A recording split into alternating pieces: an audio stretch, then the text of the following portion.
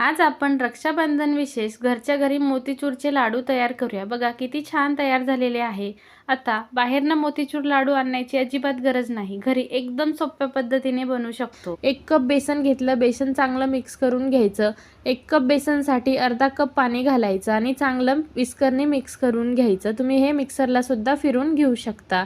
थोडं थोडं पाणी घालायचं, एकाच वेळी सगळं पाणी न घालता थोडं थोडं जशी गरज वाटेल तसं घालून घ्यायचं। बघा अर्धा कप पाणी घालून घेतलं आणि चांगलं 2-3 मिनिटं फेटून घ्यायचं आणि कन्सिस्टन्सी तुम्ही बघू शकता परफेक्ट अशी तयार झालेली आहे।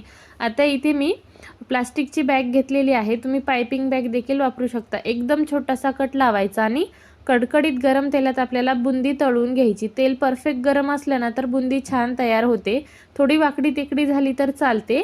आता इथे बघा मी संपूर्ण बुंदी काढून घेतलेली आहे।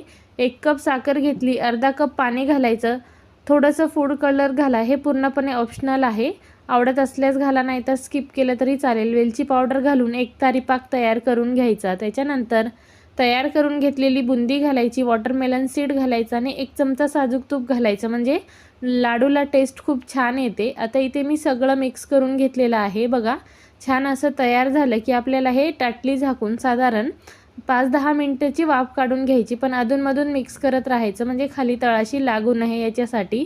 बघा छान असं आपला लाडूसाठी मिश्रण तयार झालेलं आहे।